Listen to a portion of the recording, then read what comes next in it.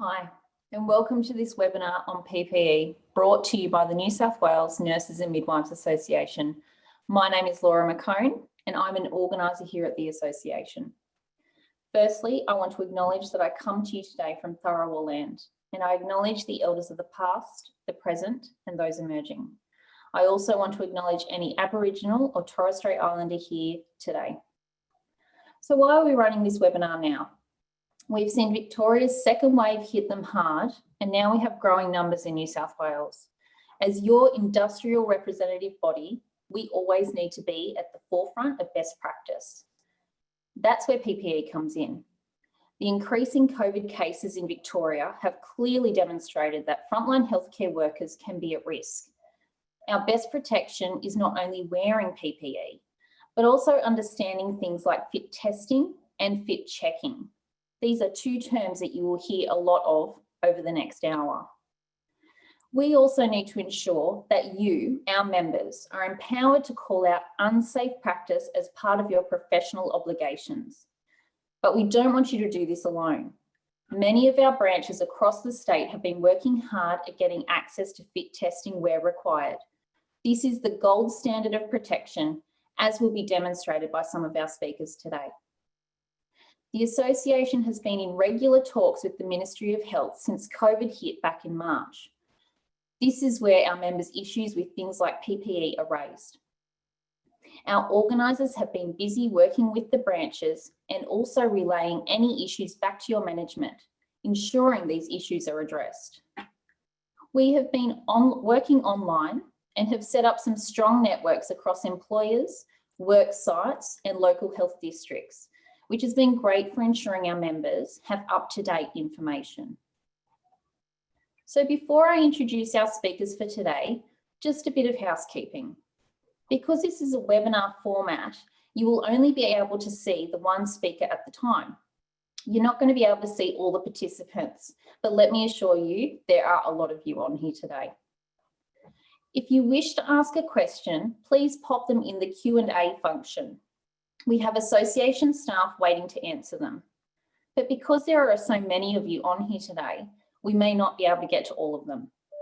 If we don't, we will endeavour to contact you over the coming days with an answer. Also, and probably most importantly, if you are not a member of ours, please join. By doing so, you will be joining with your colleagues in the largest union in Australia. By joining, you are giving us even more power to act to improve safety for nurses and midwives everywhere. So now to our speakers. Firstly, we have Veronica Black, who is a Work Health and Safety Professional Officer here at the association. She will be talking about what PPE should be used in various clinical settings. Then we will hear from Terry Gorman. Terry is an occupational hygienist and a fellow of the Australian Institute of Occupational Hygienists. He will be talking us through the difference between fit testing and fit checking. The last topic will be around what to do when you don't have the appropriate PPE. Max Moore is a member of the NSW-NMA, the Vice President and alternate delegate of Shoalhaven Hospital branch, and he will be running us through how his branch got their LHD to start fit testing. Then Chris Burke, who is one of the association's Work Health and Safety officers, will be presenting on the same topic, but from a work health and safety perspective. Okay, so let's get to it. Here is our first speaker, Veronica Black. Thank you, Laura. My name's Veronica, as Laura has said, and I am a professional officer with the New South Wales Nurses and Midwives Association. Thank you all for coming along today.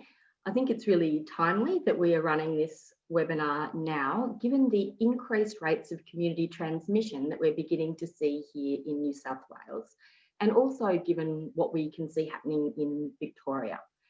In Victoria today reported another 723 new cases. We also know that in Victoria, there are now 775 healthcare workers who have contracted coronavirus, and that the healthcare workers make up about 9% of the total infections across the state.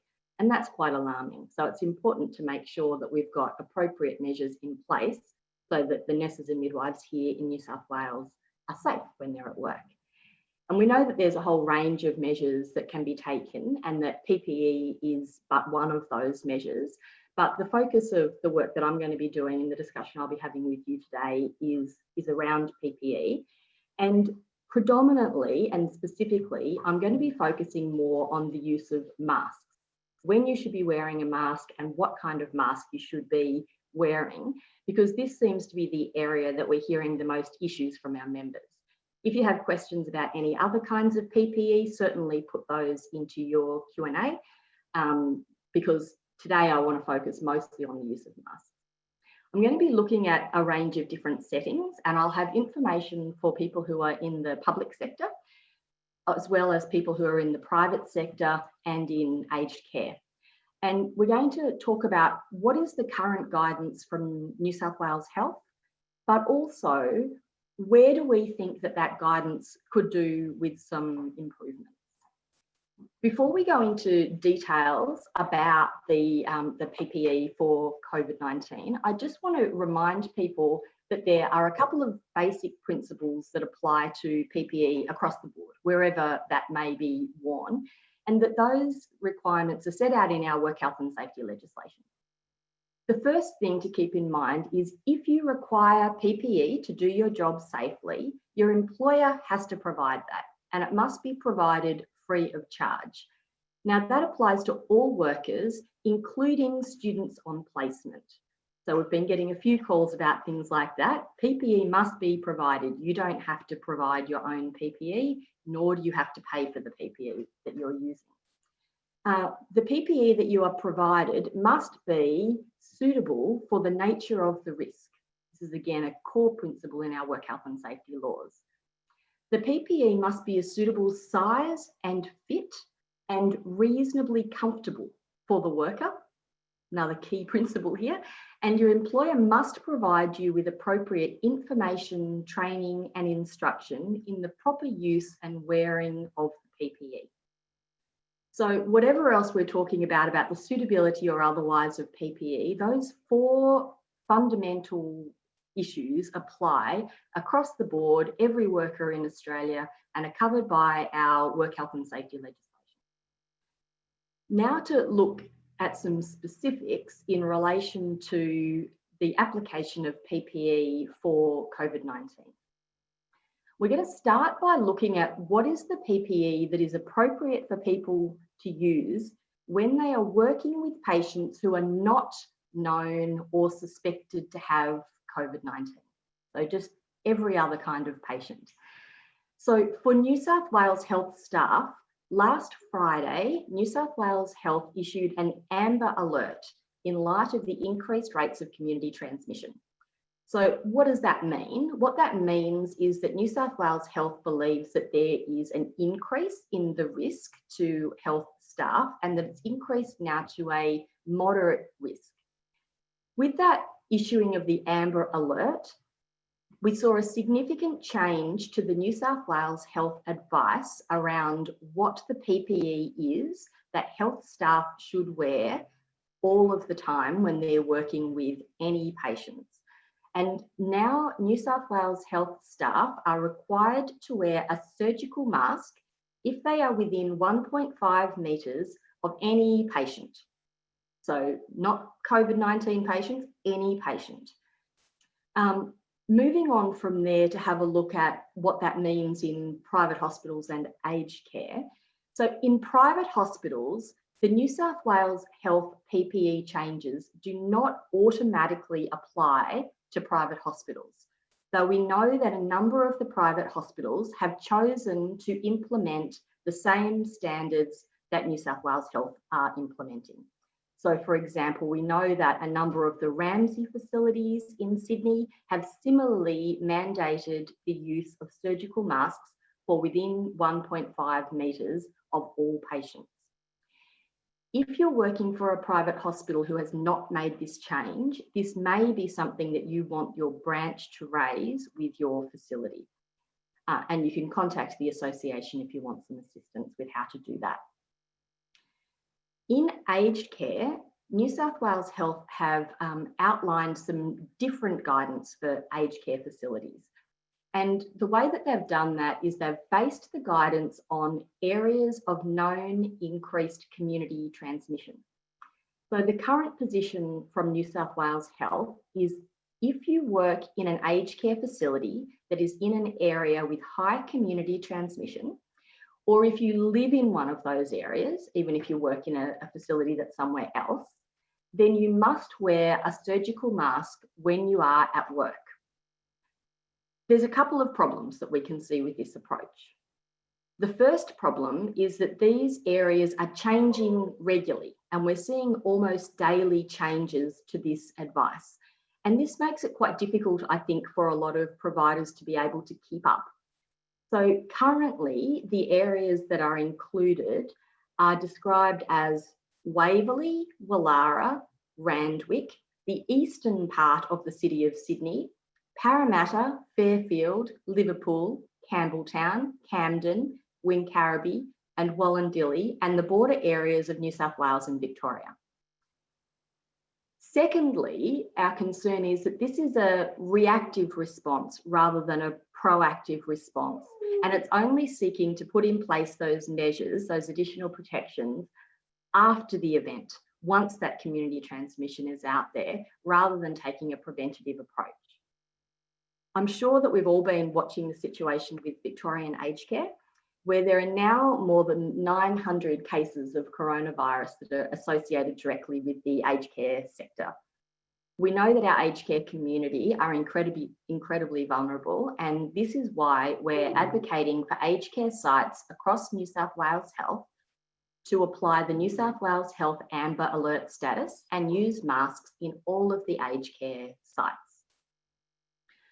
One of the questions that we might get from that is, what does that mean for supplies of PPE? And some questions around extended use.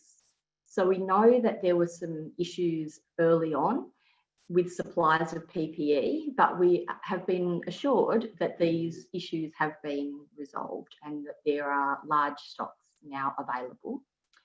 Most facilities are implementing extended use of PPE, and they have been advising staff that they can wear masks for up to 4 hours continuously. Now, while that is correct, we've been informed that many facilities are providing staff with 2 masks. They're saying, well, if you can wear it for 4 hours, then, you know, if you've got an 8-hour shift, we'll give you 2 masks. Please keep in mind that the 4 hours is an absolute maximum that you can wear those masks for. So if your mask becomes damp, or if your mask becomes soiled in any way, or if you need to remove your mask for any reason, so if you need to have a glass of water, if it's your morning tea break, if it's your lunch break, then it must be thrown away and you must be provided with a new mask. Don't be reusing masks. Don't just pull them down or pull them up to have your glass of water. You will need a new mask in those circumstances.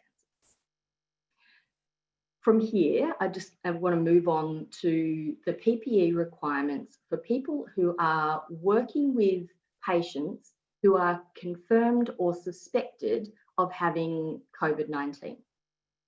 And in this section, the principles that I'm talking about apply in all settings, be they public, private or aged care, anywhere that you might be working with COVID positive patients. So the current official advice in Australia is that healthcare workers require the use of a surgical mask to provide care to known or suspected COVID positive patients. And that would apply other than the times when you might be engaged in aerosol generating procedures, in which case people should wear a P2 or N95 mask. I understand the rationale behind this directive, and it's based on the fact that the World Health Organization continues to tell us that the main transmission of COVID-19 is via droplets and contact with infected surfaces. However, we need to keep in mind that COVID-19 is still a relatively new disease, and virologists and other scientific experts around the world who are studying this disease and as time goes on, are increasingly concerned that the virus may well be transmitted to a greater extent than initially thought through airborne means. And the researchers who study this area have shown some concern that the role of the aerosol spread is being downplayed in our public health communication. Given the inconsistency that we have at this point around the evidence of transmission of COVID-19, the association supports a precautionary approach. Essentially, what this means is, while the scientific evidence is lacking, because this is still a very new disease, that we believe that the highest precautions should be put in place to ensure the safety of our nurses and midwives. And to this end, we support the wearing of P2 N95 masks by staff for all care of suspected or confirmed COVID positive patients. And we're not the only ones with this position. We're joined in this position by the likes of the Royal Australian College of Physicians and the AMA, and we will continue to advocate for a change to the official position on the use of P2 or N95 masks for our members. The final thing that I wanted to touch on today is fit testing, and I'm only going to be really brief because our next speaker is going to talk about this in far more detail. I just wanted to be clear with everybody that the association believes that all staff, in whatever setting they might be working in, who are required to wear P2 or N95 masks should be fit tested to ensure that the mask that they are wearing is providing the appropriate level of protection. We've been advocating this position with New South Wales Health and the Clinical Excellence Commission since very early in this outbreak. And we're starting to see some movement. We've got a handful of LHDs that have initiated fit testing trials, and the most recent CEC guidance now encourages fit testing where possible. However, we still don't have fit testing across the board, so there is more work for all of us to do in this area. And that's one of the reasons why we've invited Perry along today, so that he can talk to you a bit more about what fit testing is and how you would know that you have had fit testing done. And I'm really looking forward to his presentation. Thank you, everybody. Great, thanks for that, Veronica. So now to our second speaker, who, as Veronica said, will be giving us a rundown of the difference between fit testing and fit checking. Thanks so much, Terry, for joining us today. Thank you. Let me just get things happening. Share my screen. I hope.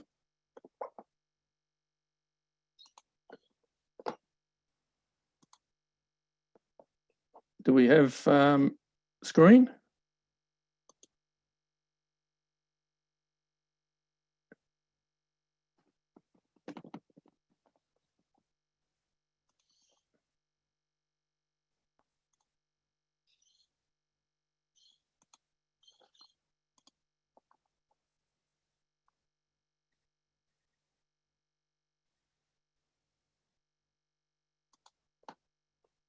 Okay.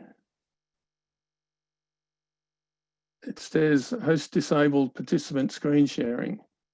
Is that something I can fix? Okay, that's looking a bit better.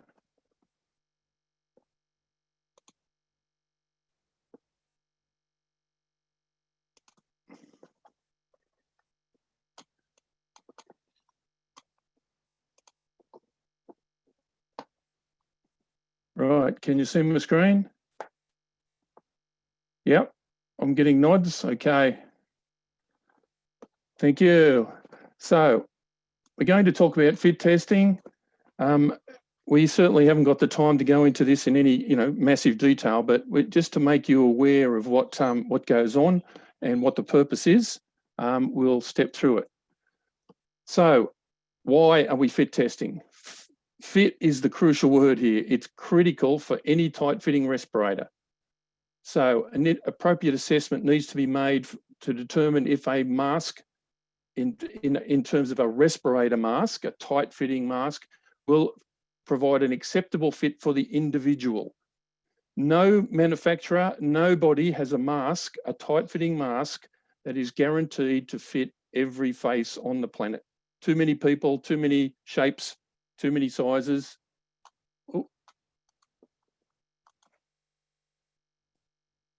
So we've got the problem globally. There's just complete variability within countries, internationally. There's all those issues. So to get protection from a mask, the manufacturer should be making the mask that has the filtering capability. The issue then is whether that design, that model of mask fits your face. It might fit mine, it might fit everyone else in the room, but it may not fit your face. So a fit test is a way to determine if mask A is right for your face, or mask B, or mask C. There's almost always an answer, but never say never, but we can usually find something that fits given that you are clean shaven. And facial hair is a whole nother issue on top of this, but fit testing is done for people who need to wear a tight fitting mask and they need to be clean shaven to get the protection expected. So every face is different. One type of respirator does not fit every face, so we need to determine the mask for the individual. Once you've passed a fit test, it provides you some confidence that the mask is actually providing you protection rather than wondering. You pick a random mask up and put it on, you're not certain that's fitting your face. So protection obviously is very important. With the fit, you are then getting respiratory protection at the level that you expect, or that that product is expected to provide to the wearer. Fit testing also enables a bit of individual attention to the mask and the wearer. It can help talk about face fit issues in terms of how you put it on, how you adjust it, how it needs to be adjusted with the nose clip over your nose, all the issues that are associated with it. The fit tester can drive that process to get you to realise what is required for you to put on the mask and get that appropriate fit on your face. And there is a compliance issue. Healthcare is, I've got to say, behind industry in terms of compliance with fit testing. Industry is not perfect by any means, but much more fit testing going on, making sure that products do what they're supposed to do. So fit testing is part of that protection that needs to be provided in a workplace with a airborne hazard. So who needs to be fit tested? So we're talking about tight fitting respirators. Okay, so something that's pulled onto your face to get a seal. So it can be a disposable type, which is what you see with your N95s or P2s. Could be a reusable type, you know, a polymer mask, a plastic mask, if you like. Could be a full face mask at the extreme end where you're covering the entire face, not just over your nose and mouth. They're all tight fitting respirators. Anybody who's wearing one of those required to have protection should be fit tested. So anyone who has been using it and has not been fit tested should be fit tested. New starters should be fit tested. Obviously, they need to find out the appropriate mask for them.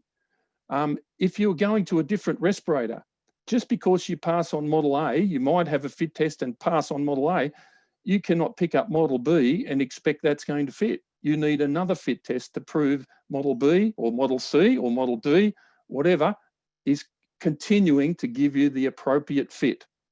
It may or it may not. And then less common is a physical change. There's been issues with people who have had significant dental work or large short-term or short time of weight loss, where the shape of their face has been altered and the fit can be affected. Not something that happens every day by any means, but it is something that we think about. So the types of fit testing. So on the left, we have qualitative. This is a taste test. So you have the fit tester has a set of nebulizers with a solution in there, a solution that is sprayed into the breathing zone of the test subject. There is two versions. One is a saccharin kit, saccharin being sweet as sugar. So if you are not getting a suitable face fit, you'll taste sugar. The other kit is a Bitrex kit. This is a very bitter, flat taste. So both of those are doing exactly the same thing, just with a different taste outcome. You can see the picture on the left. The young lady has the mask on. The nebulizer is just a handheld aspirator. It's spraying a mist of the solution into the breathing zone, and you go through a number of exercises, which we'll show you quickly in a minute. And that then, if you do not taste the challenge agent, you are getting an effective seal, and therefore you pass the fit test. That is not always possible. Some people have problems tasting these materials, so this is not the answer for everybody. The advantages are it's a simple to get, relatively cheap way to do it. Quantitative fit testing on the right, you'll hear the word porta count. Most quantitative fit testing uses that machine. That's just a brand name of a black box. What it's measuring is the naturally occurring particles in the air. The sort of particles we see when the sun comes in the window. You see particles then that you don't normally see. There's particles like that around all the time. This machine is measuring those. So you connect the mask up to that machine. It measures the particles that are getting that are outside the mask in the room, if you like, and then you measure the number of particles inside the mask. In other words, that have got past the mask seal, and then you get a ratio, a number. It reduces your exposure by a factor of 50 times or 100 times or 1,000 times or several thousand times. Depends how well that mask fits. So both of these approaches are valid. Both of these are acceptable. They need to be done properly. The fit tester needs to know what they're doing and follow the process. It's a formal step-by-step process, but by doing it properly, you can get an outcome of a pass, which is what you're after, and a product that fits you, right? So that's the name of the game. Let me see if I can get my...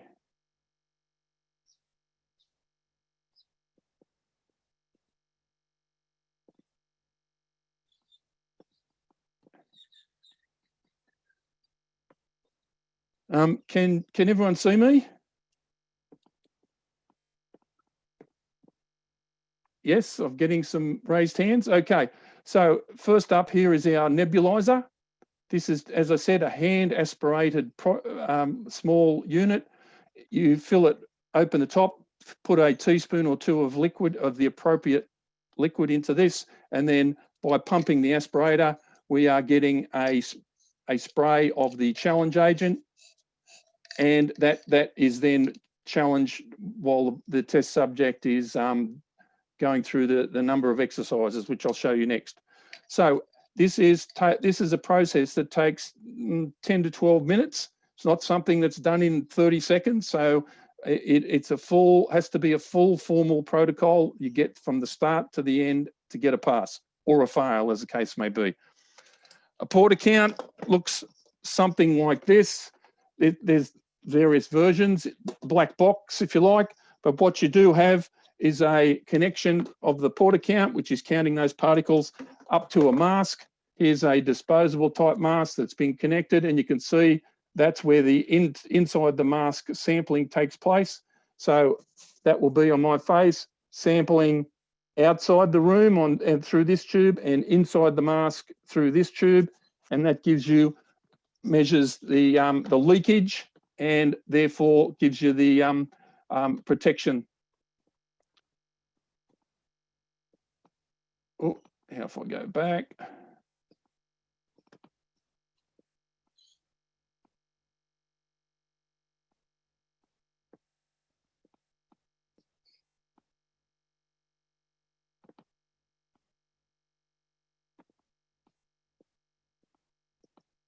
Now I'm not seeing getting back to my screen.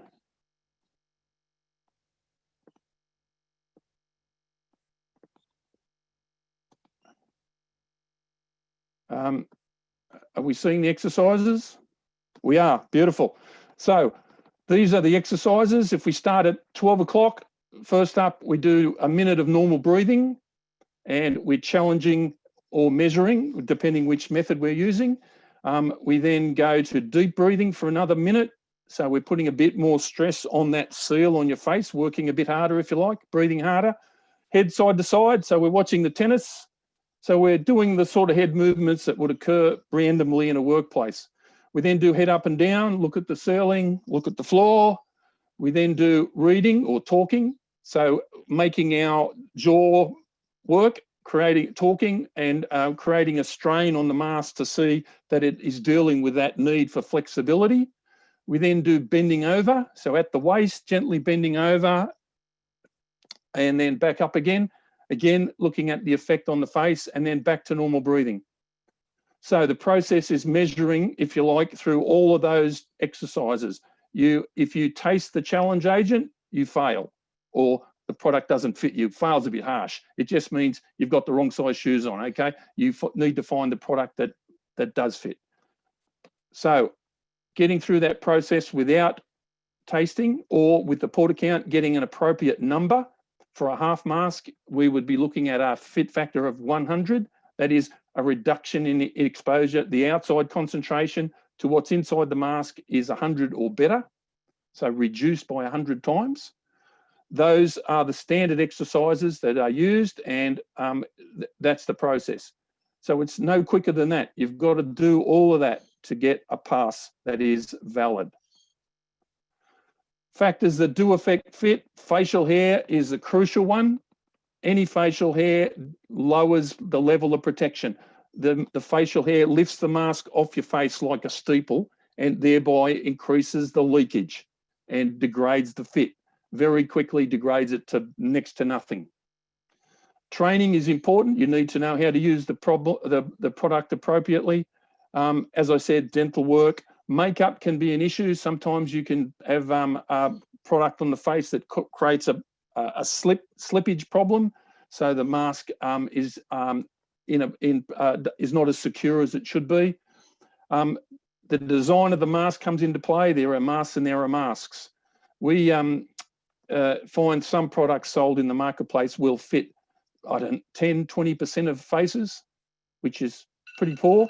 Whereas a good mask will be fitting 80, 90% of faces. There's always the gap though, as I said, no one mask fits every face. Other PPE can also cause problems because it interferes or the mask gets in the way, eyewear fitting over the mask, all these things have to fit together.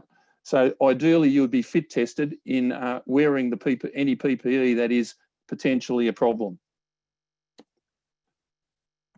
Now, I've just gone through the whole fit test story. A fit check is not a fit test. So a fit test is that whole process that proves that you fit mask A.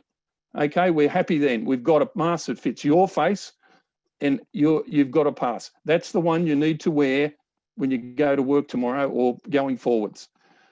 When you go forwards tomorrow, next day, next week, next time you put a mask on, you put it on that day. You don't do another fit test, that's been done. But what you do is a fit check just to make sure you've got the product on appropriately today. So it's a quick and rough way to make sure you haven't got any gross leaks, you have put it on properly today. So we find out from the fit test that this mask A can fit your face effectively when you put it on properly as you do and pass the test. When you use that mask in anger, next time or every time you use them, put a mask on, you do a quick fit check as a rough indication that you've got it on again correctly today. So that's the difference. Doing a fit check does not prove that that mask is going to fit your face through all the the processes and the use that you get day to day. You need to go through a fit test. All right, so there's a process again for doing fit check. So you should be thinking about that or reading the instructions. Basically though, you're covering the mask if it's a disposable type, covering the mask with your hands as much as you can, then inhale gently or exhale gently, depending on what you prefer, and you will determine leakage, gross leakage from that. The normal leak paths are up the side of the nose where you haven't shaped the nose properly, or there's a gap there, or under the chin, again, if you haven't quite got the straps in place and everything in position. So that fit check gives you that, okay, I've got it on properly today, I'm confident to go in and do my job. Okay, just to hammer that home, fit check is not a fit test. It does not give you that same confidence. And just to show you that this is worth the effort, they have done studies on this and looked at the performance of people who were fit tested versus people who were not fit tested. And the data clearly shows that people who use a mask that they passed a fit test on were getting much higher and more higher levels of protection from those products than you will get if you don't fit test. Clearly, some of us could put a mask on and by luck or happenstance, it's a good mask, it fits our face. We didn't have a fit test, but it does fit. We need to prove that clearly. We can't rely on luck. We have to prove that that mask is for us, and that gives us that increased protection. So it is there for a reason, and it's not done just as a nice to have. It's a crucial element of the whole protection of a respirator that mask seals on your face. All right, so I've tiptoed through the tulips there. As I said, you can talk much more detail and get down to the nitty gritty, but in the time frame we have, that just gives you the overview. If you are wearing a mask and it needs to fit, then you've got to go through that fit test process.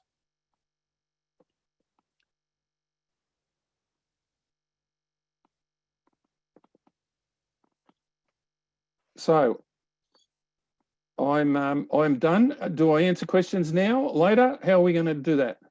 Yeah, we've got a question here ready to go, actually, Terry. Thanks for that. Sure. So this has come from Janice, and she has asked, where would these fit tests occur, and is it the responsibility of the hospital or aged care facility to supply this? Is there an awareness of the employer that they should actually do it? Okay, they can occur. Well, if you're using the port account, requires power, so you need to be in a clean area. I don't mean clean as in sterile, very clean, but just in a normal office, anywhere like that would be fine in terms of the space. It's best not to do it in a hurricane because it messes up the measurements because of the wind current. So in a relatively quiet space, it doesn't need anything special in that sense. The responsibility, I think, like any hazard at work, is for the employer, right? That's law. So I don't think it's any more complicated than that. I'm somewhat surprised that the lack of focus by Safe Work New South Wales. This is across the country, so it's not a New South Wales thing.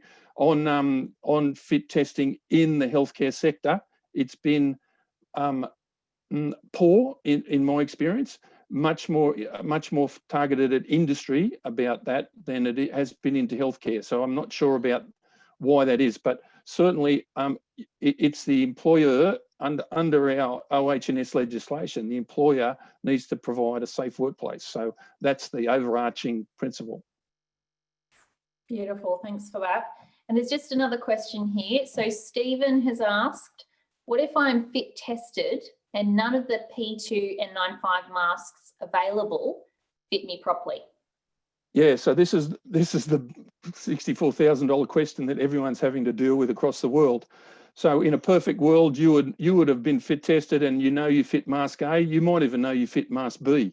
But in these times where there is no supply or limited supply of whatever product you can get your hands on, might be the reality.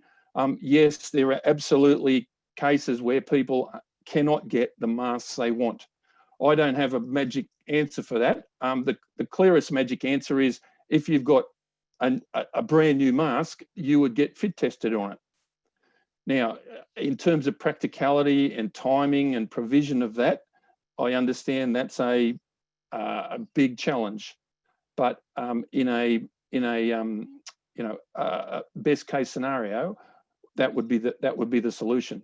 Fit test what you can each time. I can't give you any magic bullet other than do the best that is available in terms of that.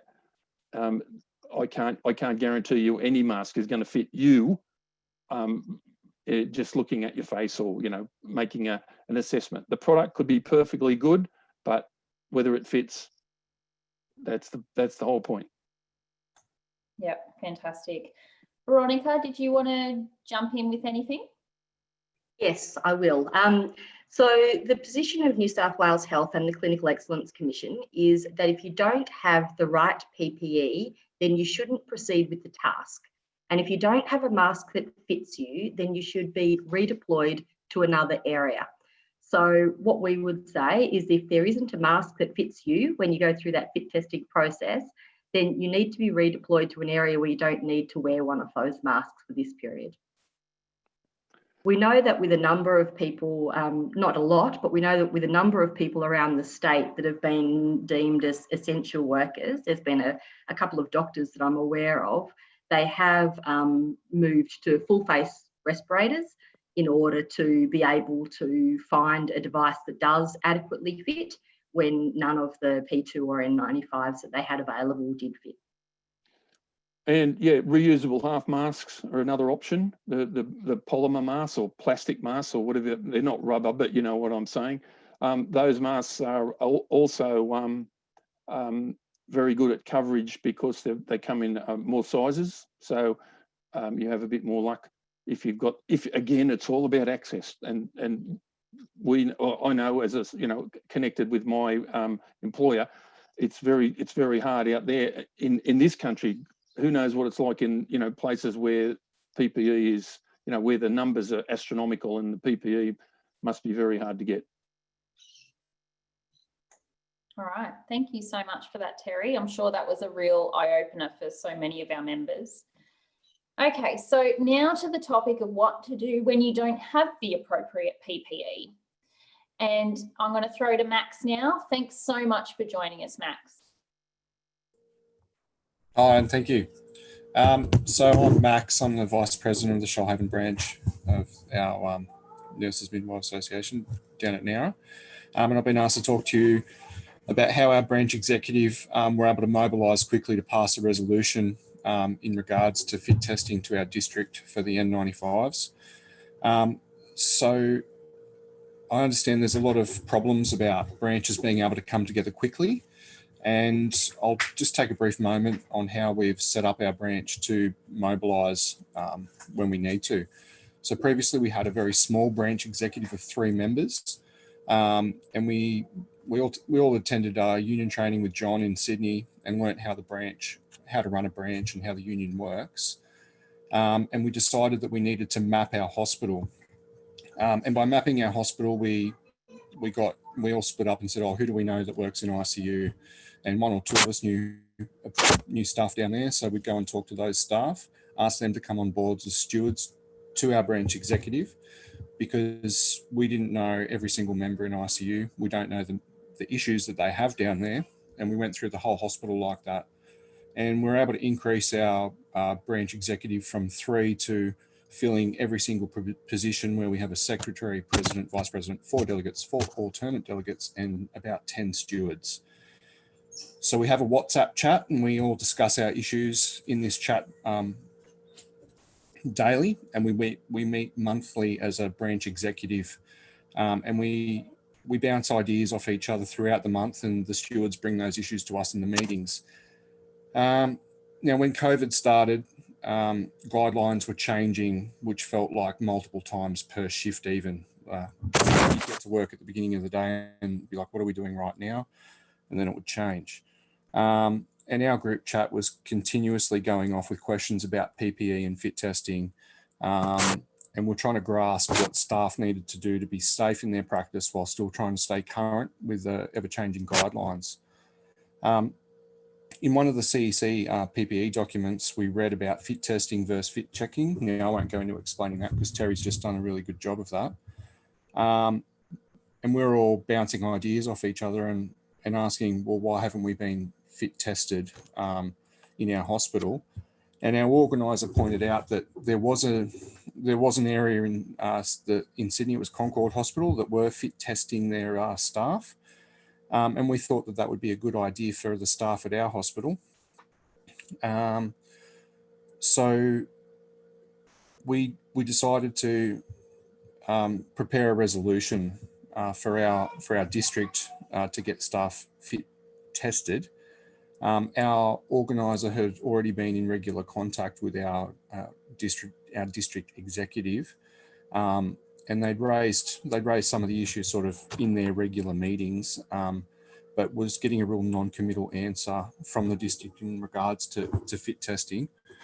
So being able to mobilise quickly, our branch executive held a meeting. We couldn't get like a large number of members there, but we're able to get pretty much the whole branch executive onto a meeting to discuss a resolution and pass it.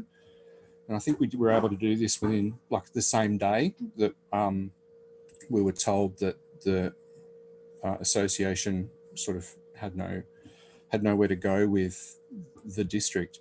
And our resolution was sent to our Director of Nursing and the Area Director of Nursing. And it basically said that we request that fit testing be done on all staff in the hospital that are required to wear the N95 masks. And we wanted an answer by the close of business. And we had a backup resolution planned to basically tell us to send to the Minister for Health, outlining our issues and basically saying we'd be prepared to walk off the job if we had to. We didn't send the second resolution because after meetings between the association and the district, they were able to come to an agreement fit testing for staff at Shoalhaven. That being said, it has been a slow process. They had to go away and look at what machines they had to buy, which method they wanted to do, what other areas were doing. And in the last 2 weeks, they have come back to us and said that they are providing fit testing. They've bought 3 of the port account machines that Terry showed us in his speech. And training is starting next week for staff. And I've been fortunately enough asked to go and become a fit tester. So the beard will be going and I'll be learning how to use the port account machine. And we'll be going through all staff across the whole Illawarra Shoalhaven. And I believe they want to try and set up 1 day per month where each fit tester goes and tests as many people as they can and continue it as an annual process. So this is starting next week. Hopefully it's in time for the second wave and we can get all our staff tested as soon as possible. Does anyone have any questions about mobilising a branch or the processes that we went through to be able to pass that resolution at a local level? Thanks for that, Max. I think a really sort of general question that could be asked is, you know, how did you get your branch to that point? You know, like there's obviously a lot of work in getting a branch to a point where you can just almost click your fingers and pass a resolution and affect change. Your management was obviously of the view that you would go through with some kind of action if they didn't come up with the goods. So how did you, as a branch, how did you get to that point where you have that power to pass resolutions and really affect change for the betterment of the members on the ground? It's more, at the moment, it was all about mapping our hospital, getting our branch executive up and running. And that was a 6 to 8 month process to increase it from the 3 to the 20 odd members that we have now. We've had some small wins throughout the last 12 months in getting different resolutions passed and winning staff for different areas. The benefit of this resolution for us was that our Director of Nursing was working in the COVID testing clinic, and he totally agreed with us. He was on our side. So we had that support from the get-go, which is not always not always possible, but he was on the line the same as everyone else. So he was also able to advocate for us at the time. But that being said, we do stand together stronger, and if we can get our point across that and back it up by evidence, then there's no way to really argue with that. Couldn't have said it better myself. Just another reason why being a member is so important. Thanks for that, Max. That was great. So now I'm going to hand over to Chris Burke, and he's going to talk about this same topic, but from a work health and safety perspective. Thanks, Chris. Thanks, Laura. So as Laura said, I'm going to give a brief overview of what you can do when you're having difficulty accessing the correct PPE. So the first step is, of course, to raise the issue through your ordinary reporting line, which may be your NUM, your care manager, etc. Fairly self-explanatory, but bear in mind that many of the avenues for escalation require that a matter has been raised in this way in the first instance. We also would encourage you to raise the issue by documenting in IMS, RiskMan, or whatever system your workplace has. And this is because it can assist in resolving the issue, firstly, by bringing it to the attention of management, but secondly, by creating evidence of the issue that may be later relied upon by an association officer or a safe work inspector if they are called out to assist. So if the matter isn't resolved after having raised the issues in these ways, then there's a couple of options available to you. So firstly, in regard to your branch, I couldn't have said it better than Max has said it, but I just want to reiterate everything that he said and say that if you have a branch in your workplace, discuss it with your branch. If you're having difficulties regarding PPE, chances are that they are too. And as with all things, you're stronger together. So your branch may choose to raise the issue in a number of ways, may address it with management informally, or they may do as Shoalhaven did and they may pass a resolution. Now, the association can assist with provision of drafts for resolutions, including one on the matter of fit testing. So, yeah, again, Max's example was an excellent illustration of the power of a branch resolution, and their success really reflects the hard work that they've put into recruiting members, building a well-organised branch structure. If you don't have a branch, contact the association about forming one. So a further way to resolve issues is with the assistance of your health and safety representative, or HSR for short.